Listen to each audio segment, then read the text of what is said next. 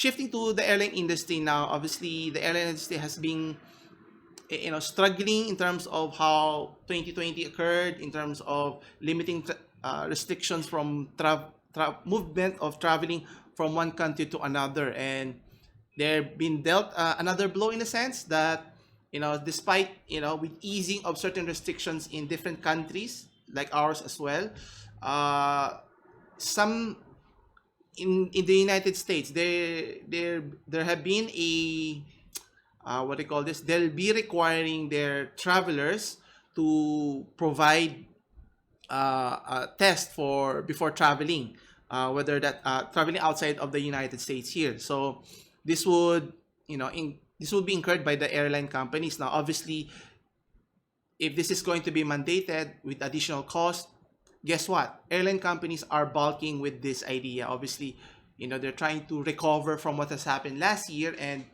with these additional measures, that's going to deplete even further in their revenues that they're trying to recover from last year. Anyhow, but again, at the end of the day, is the testing necessary? Especially, they can say all they want that they ensure that the airplane itself or the facility is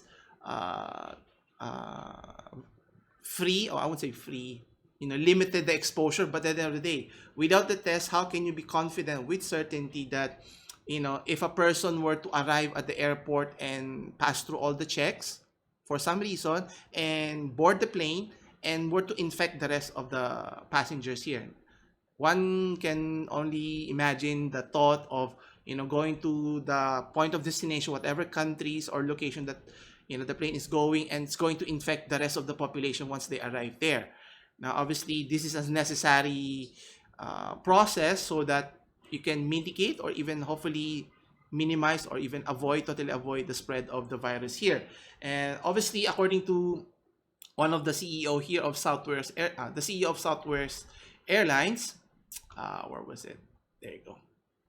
That he's not in agreement, and based on his statement, why are they picking on the air travel, which is they're having a difficult time right now in terms of surviving. Obviously, the cost of maintaining the airplanes, the salaries, which they have to furlough many of their employees already for the past few months, and it's an ongoing process that if things doesn't turn quickly for the airline industry, majority or most of their employees, in particular the pilots, the maintenance crew, the flight stewards, will be affected tremendously here.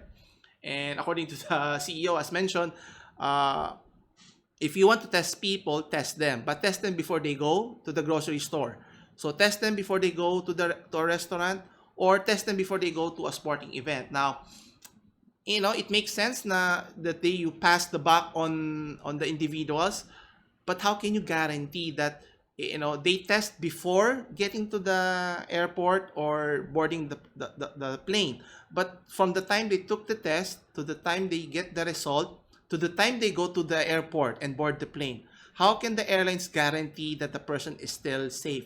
If it's negative, okay, let's assume it's a negative case, but it's a false negative.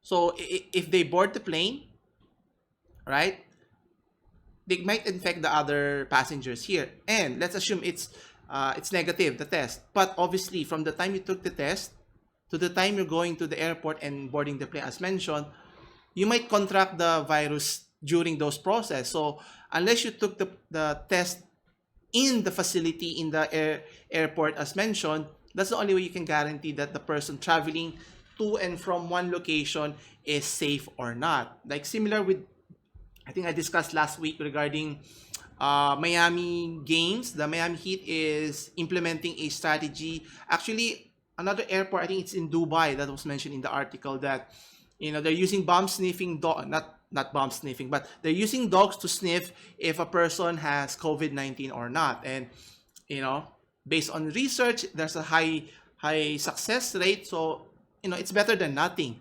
And obviously, we want immediate result, but the rapid testing is not as effective as one might seem. You might get a negative result, but it could be a false positive, which is kind of scary.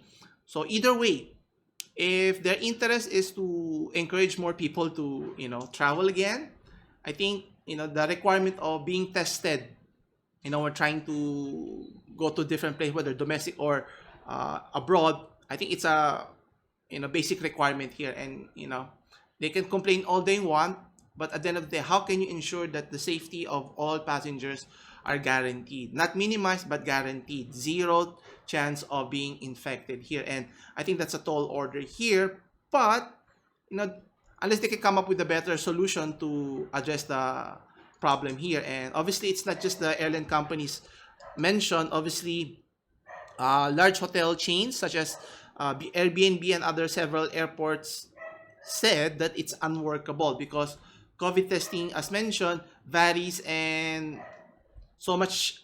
There's some wide scope that you're going to cover across nationwide here, or across all country here, and which is they have a point. But again, at the end of the day, what's your priority? Are you trying to save the company because you want to maximize, generate more revenue at the cost of the safety of your passengers?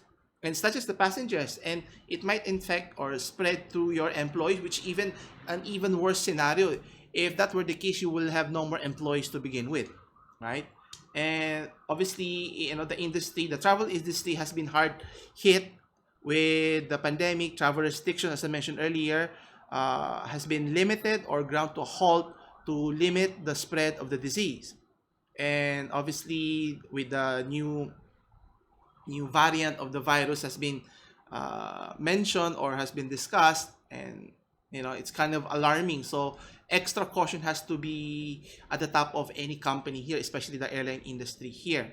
Now, obviously, according to the CEO of American Airlines, Parker, stated that testing requirements for domestic flight seem like something that would be both difficult and would have us testing Americans on airplanes that we all know are safe to be on. I beg to disagree, because you cannot guarantee that they're all safe, right? The only way to be safe is on the site. Before they board the plane, you test them and you get a fast turnaround result, and that is accurate, right? But obviously they're still debating what's the best effective way here. Unless a company can provide a faster turnaround result, like simply drawing blood tests or for a pregnancy test, right? You can use it right away and you see immediate results. Now, obviously, we're still, a long ways from there, but, it's going to take time. Now, obviously, many industries are not, too happy about this. And, I tend to agree, but obviously not at the expense of the safety of all individuals or all your passengers here. And as mentioned, that a new and more contagious strain of the virus, has popped up, and obviously, restricting movement from people, obviously affecting businesses, and as you can see in other regions, like in the United Kingdom, the rise of cases in Brazil and parts of Europe, and you can include South of Africa here as well. And I think the rise in cases as well in Japan is a cause of concern here, based on last report. So you can only be optimistic that those companies can find a better solution and not just blame, it's as if that the safety aspect of the passenger is the fault of the people and so forth. If you want them to be loyal, to use your products and services in this case, you want to make sure that everything is provided. If you can spend tens of millions of dollars to provide better better lounges for your VIP customers, I think you can spend that amount in providing a testing area for all of your passengers, right? Just to give a peace of mind, if I were in that place. Anyway,